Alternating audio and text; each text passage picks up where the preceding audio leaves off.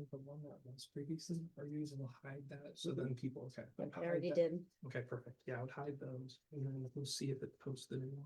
I just can't delete because I gotta archive. I gotta go and archive them because there's comments on them. Right. Are we live now, do we think? 30% page one.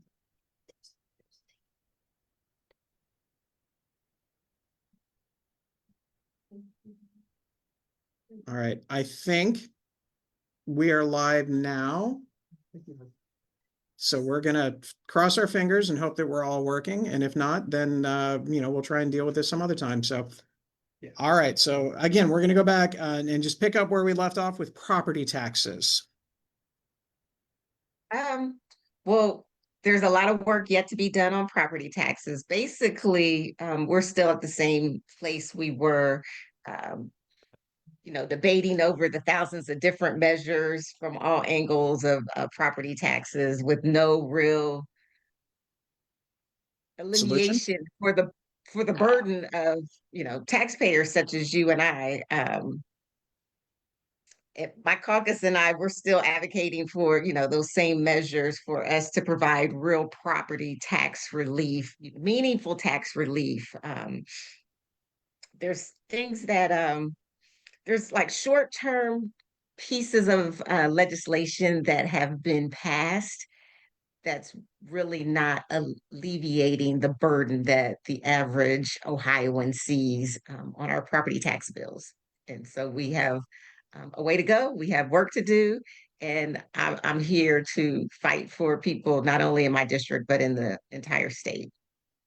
Well, I guess and this is not a question that I think you can answer because I don't think anybody can, but has anybody had a conversation about this property tax potential ballot issue that may be coming up in November, that if it passes, how much fun that's going to be for the State House to figure out, because I think they've got about a year until that would be implemented.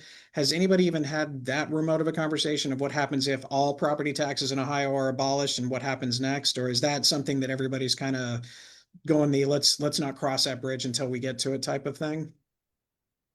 Well, it's certainly a topic of conversation throughout the Rife, in the State House, and obviously in our communities. And I try to share when I talk to people, a lot of times when we think we want to get rid of property tax, we all want to get rid of it. But I don't know about you, Mayor, but I want the police to show up when I call 911.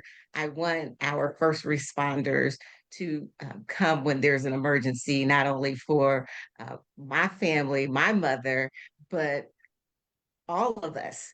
And until we have any real solutions, that's why my colleagues across the aisle have been sharing with us pieces of legislations that are an attempt to alleviate the burden, but it's not meaningful. And I think that's what my caucus is trying to get across. We're passing legislation, but it's just a short-term Band-Aid fix. And we didn't get here overnight. I don't believe it'll be fixed overnight, but we need to continue these conversations so that we can fix it and it would be meaningful relief. All right. Well, we will see. Next one is always on the topic of every municipal member's mind out there, the idea of what is called the state capital budget. This is where we, lowly municipal leaders and 501c3s, pretty much beg for money from the State House. I know that usually the process kind of gets moving, a little bit earlier. I know there's been some discussions. Have you had any updates on, I'm hearing there probably is going to be something. It may not be the same scale, but we're not 100% sure. Do you have any updates for all of us on that one? The updates that I can share with you, what I know, the majority has not released the timeline yet. Okay. So I am having meetings and conversations with municipal leaders such as yourself, as well as nonprofit leaders, to understand what your requests are. So I'm being proactive so that I have a list, and I will, once I receive guidance, once all of our offices receive guidance, we will be able to share what information that we need. But I have this written down because I want to make sure I share this. So it is important for us to know that the surplus funding that was used to fund some 600 special community projects in the last capital budget cycle will not be available during this budget cycle. I don't know how much of a surprise that is to us. However, I'm being proactive, as I said, and I've had conversations um, with folk that are interested in submitting for the capital budget. And I've had conversations with my colleagues, uh, both in my caucus and across the aisle. And once the information is shared, we will work together. In fact, I've had some meetings with Senator Reynolds and some leaders as well. So organizations and groups that are interested in the funding should plan accordingly. This capital budget um, is not eligible to receive state bond funding under what would traditionally be the capital budget for this cycle. I'm pulling my freshman card. I don't know what to expect, but I know that it's different than the past. And because it's new to me, I'm moving forward. I have my head down, and I'm continuing to take meetings for those organizations and leaders that are interested in submitting for the CAP budget. Well, for everybody who's watching, what the city of Reynoldsburg is requesting is funding to help contribute to the cost of a splash pad in our Old Town area. So this would be right next to the veterinary hospital in what used to be known as the Moyer Automotive area. So there would be an entire thing there, and part of that would be a splash pad. So that's what we're asking for. So something that would be free and used for the community. It's part of a much larger project all the way around. So I will continue to be, a little obnoxious about asking about things, and I know once you have some good information, you'll let me know. Yeah, and I want to share something else that's really important that I have written down, and I want to make sure that I share.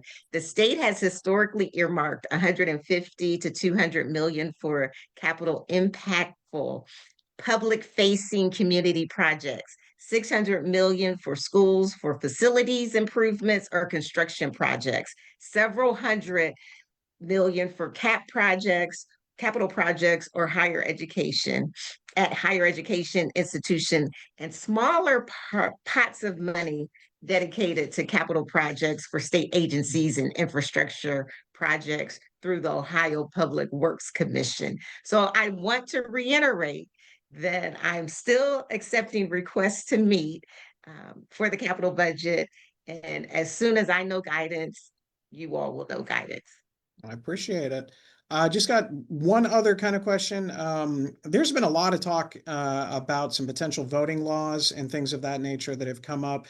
Can you provide any guidance in what you're hearing at the State House about what might be coming down the way that may impact residents throughout the state of Ohio, but specifically here in Reynoldsburg?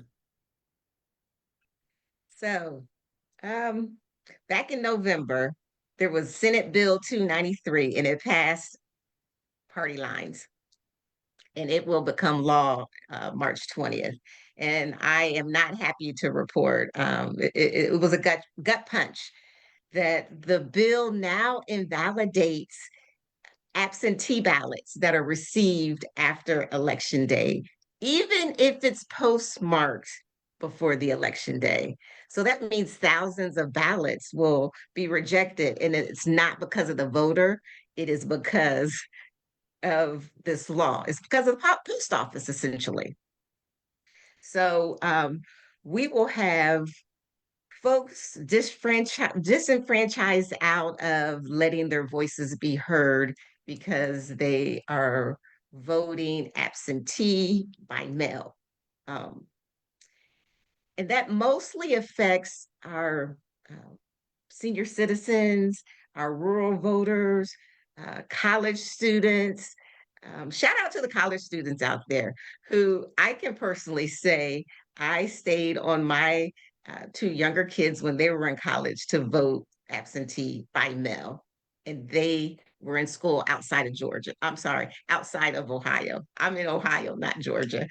Uh, so just depending on how you choose to make your voice heard, um, that's a gut punch for those of us who vote absentee by mail. And so what we'll have to do is to make sure that our voices are heard if we choose to vote by mail is to get our ballot out faster or take it right down to the Board of Elections drop box. Which in Reynoldsburg is not a quick drive. I mean, you're going either down to Morse Road, you're driving down to Lancaster if you're on the Fairfield side, or you're driving out to Newark if you're on the Licking County side. So that's an interesting thing. All right, those are the only prearranged things. Is there anything else going on that you want to talk about? Because I know we're going to talk about Avery's Law and things like that in the not too distant future. But is there anything other than that that you think, hey, maybe keep your eyes out on this, or things that you're trying to work on with your colleagues at the State House? Thank you. So a couple of things that I want to share. One, today I had the amazing opportunity, along with my colleague, Representative Cecil Thomas, to offer testimony, sponsor testimony for a House bill, and that is to designate October 1st as the 761st Tank Battalion Day. So what is this? Why October 1st? So the 761st Tank Battalion, they were affectionately called the Black Panthers, and they actually led combat, and they're first African Americans in combat, and that is for World War II. And General Patton deployed them. And so this is after not being able to fight in combat. And I believe our freedoms today would look much different if it weren't for the Black Panthers. So that's one thing I'd like to share legislatively, that I had an opportunity to present in Veterans and Military Development Committee, where I serve as ranking member. And then second, I'd like to share um, to be on the lookout for my recap of my first year. So I have a newsletter that is a booklet. If you see it in paper form, if you receive it electronically, it won't be a fancy book, but nonetheless, it is a recap of my work in my first year as your state representative. And I'm very proud to be able to share the superlatives of what I was able to bring forth. Now, in terms of Avery's Law, we won't dive too deep into that, but I'd like to share with you, she just celebrated her 13th birthday. And I was fortunate enough to be there to celebrate. Her family surprised her, and her classmates were there, and it was a lovely, lovely affair. Um, and then lastly, I'd like to share on February 24th, I believe that's a Tuesday, I will have a Black History Town Hall, and it will actually be hosted at the Municipal Building. Thanks to Mayor Begney, and shout out to his assistant, Jessica. Thank you for working with my office and allowing us to use your venue, my home, as uh, the backdrop for our town hall.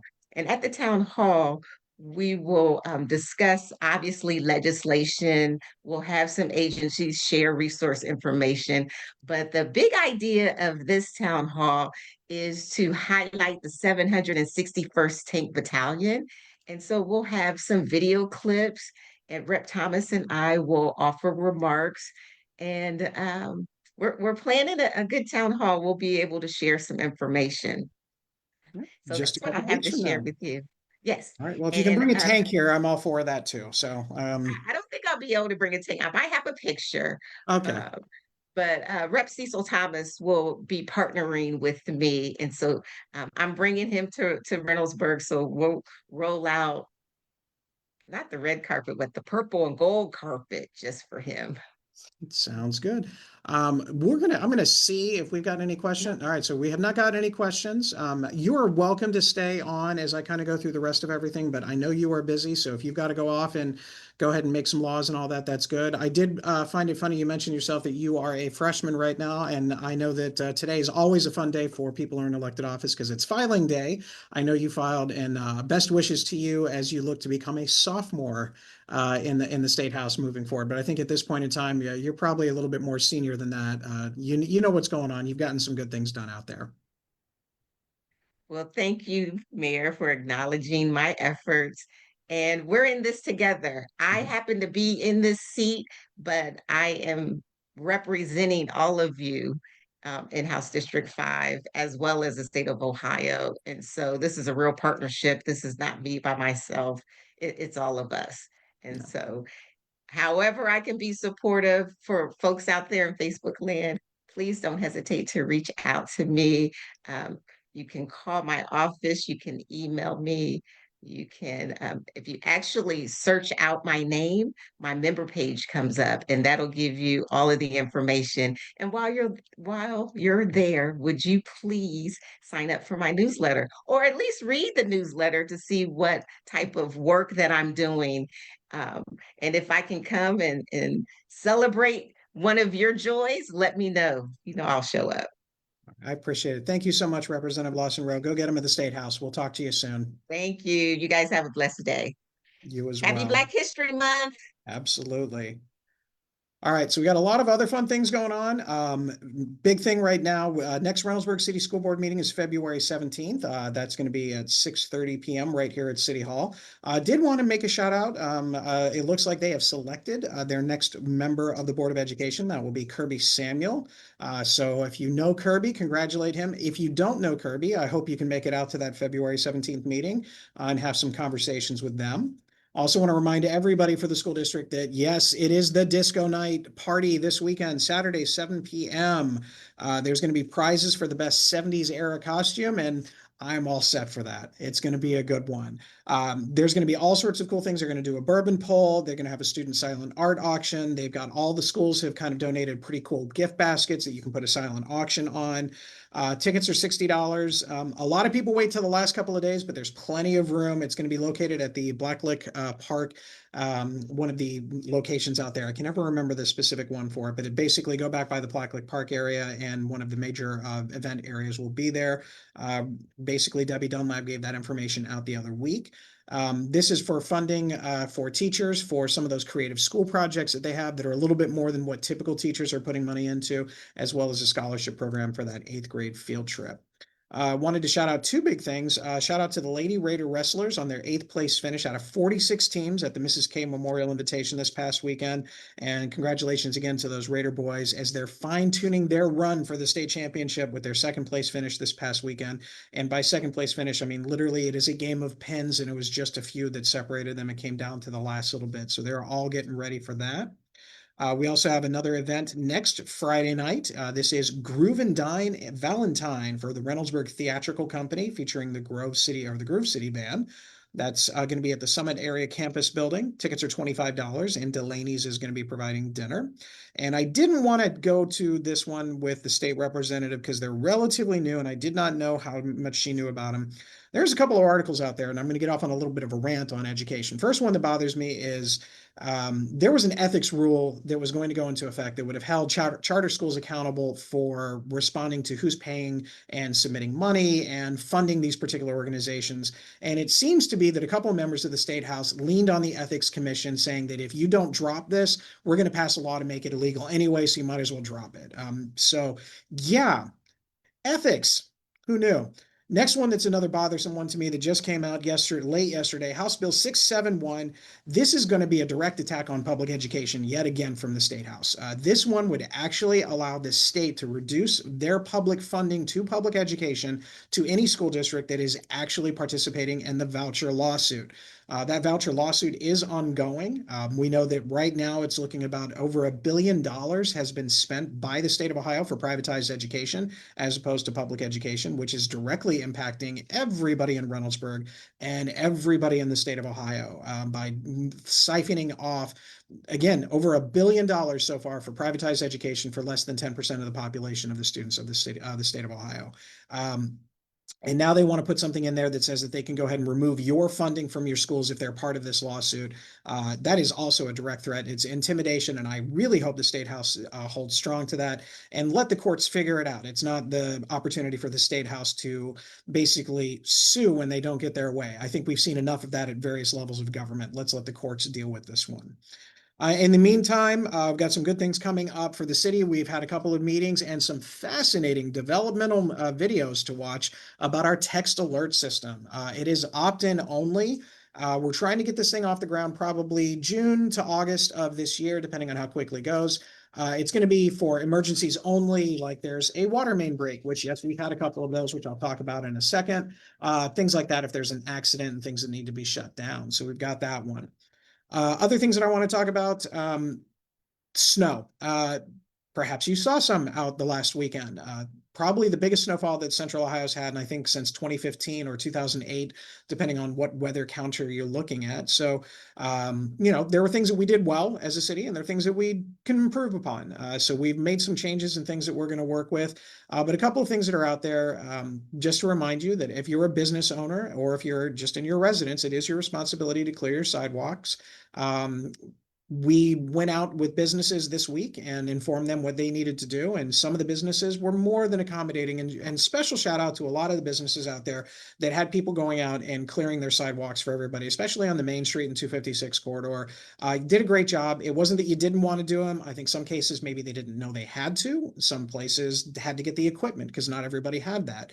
But they did a great job. Other businesses that are less than enthusiastic about taking care of their responsibilities, I guess we'll see you in court in the not too distant future. So sucks for you, but you need to clear those things up. But the one thing I will not be doing is I will not be issuing fines to residents for not clearing their sidewalks. As you noticed, we had a number of volunteers that went out because we had gotten a lot of phone calls starting on Tuesday morning last week, basically asking, hey, I'm 75, 80, 90. I think the oldest we had was 90 years old. They called because they can't clear the snow. And so we got a volunteer group of about 20 plus volunteers, and they ended up servicing about 60 plus homes in the area, clearing the driveways and sidewalks and things like that. That's the way it should be done. I don't believe fining somebody in this process is there. We are going to do a better job of reminding property owners of their responsibilities. We hope to work with the school district and identify some of those bus stops areas so we can make sure that those areas are clear specifically and encourage the homeowners to take care of those responsibilities. But I have a hard time justifying, especially considering we don't know how old the individual is, if there's other circumstances and things like that, about the individual property owners for the residential areas. We are limited somewhat when it comes to apartment complexes. There's certain things that we can require them to do, and a lot of them have done so. Businesses, on the other hand, again, this is one of the things. Parking lots are easy. Sidewalks are a little bit different, even on Main Street, but it's something that is a responsibility. They don't have to be completely brushed off. I think most of them are probably about the width of your average snowblower walking up and down Main Street when I saw that late yesterday. So we've got that going on. Some other fun things that are coming up. I'm sorry, it's not fun. I'm going to tell you about this because it's going to come out in the news anyway. We've had an issue where some of our employees found themselves in some trouble. Our Parks and Recreation team is right now at a professional development conference, and I don't know what happened. We're still getting the details. All I know is that this is what happened. They're in jail. Donna, Michelle, bunch of other people. Brian's out there. Amanda. They're in jail. They tried to pass this off as team building. I'm not sure how much team building is going on at Kalahari, but they're doing what they can out there. Hopefully they're out of jail now and they're back at the conference doing some good things. But the nice thing about this particular conference is they're basically going to steal a lot of other communities' ideas about how to improve our parks. And that's a really cool thing, probably why they went into jail in the first place. But they'll be back to tell us all about it, or I'll be getting a phone call for bail, one of the two. I'm not really sure which one's going to happen first, but they're out there for that one. In the meantime, planning and everything else is going forward with Frost Fest on February 20th from 6 p.m. to 9 p.m. at the Senior Center. All sorts of things that were going on the last time will be going on here, except this time, probably not the same sub-zero temperatures that we were expecting the last time. So hopefully that will be a little bit better. Any questions, comments, anything coming up? Nope. Okay. Well, either no questions or nobody's or this isn't working anymore. One of the two. Okay. All right. So it's still working. Do have another couple of community events. We have the Reynoldsburg Community Association Spaghetti Dinner on February 28th. So we have our banner right here. Again, you can see where it is from 5 to 8 p.m. at Messiah. And if you're interested, you can get tickets at the door, but you can also go on the community association page and look at it that way. It's $10 per adult, $5 for kids. Kids under 5 are free, but this is in support of the community association as they're getting ready to prepare for America 250 with the big parade, as well as the Halloween and Christmas on the Town event.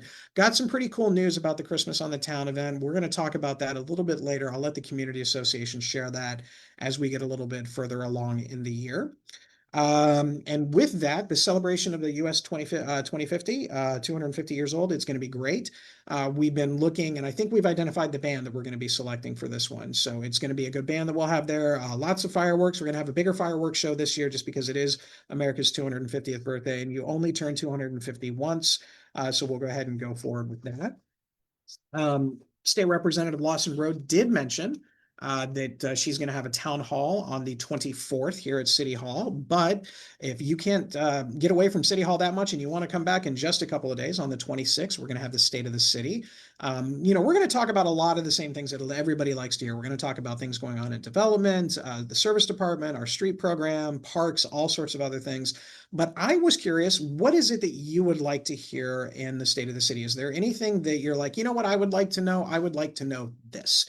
Go ahead and put those things in the chat. Send them to me. I'd just be curious to see what's in there. Usually we cover a little bit of everything. I try and limit me talking to about 45 minutes because that's about all most people can handle. But I'm happy to extend that and go over some very specific questions or some very in general topics all the way around. So if you've got something pretty good, just let me know from there. Any questions, topics? Is there anything, Jennifer, that you would like me to talk about at the State of the City? How about our musical acts for the Tomato Festival? Really, that's a great idea. Hopefully we can have an idea on the musical acts at the Tomato Festival at the State of the City, as Jennifer's shaking her head at me. So hopefully we'll get that taken care of and go from there. With that, again, this is Black History Month, so go ahead and take a look as you drive down Main Street, making sure you're not, paying attention to the road. You got to pay attention to the road there, but take a look at some of the banners that are out there. They were put out just yesterday, actually. So we've got those out and recognize some of the accomplishments of our community members here in Reynoldsburg.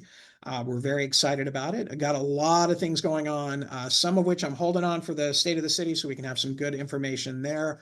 But it's going to be some pretty fun things. And we do have a good lineup for next week. We are going to be welcoming for the first time as City Councilwoman, Angela Abram. She's been on the show a number of times as a board member for Reynoldsburg City Schools.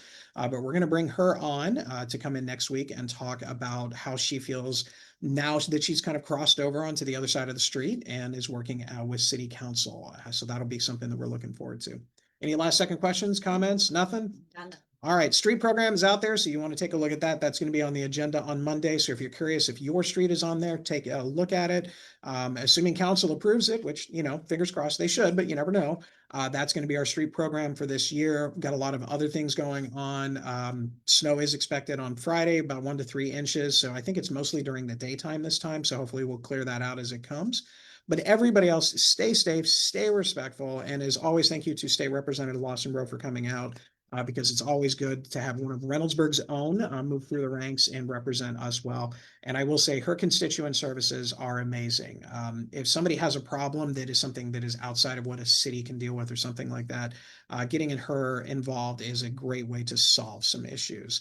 Shout out to Avery. If hopefully you're watching or you hear about it, happy birthday. And make sure you put your shopping carts away. Even if the shopping return carts are full of snow, you can still put the carts pretty close by. It's not that bad anymore.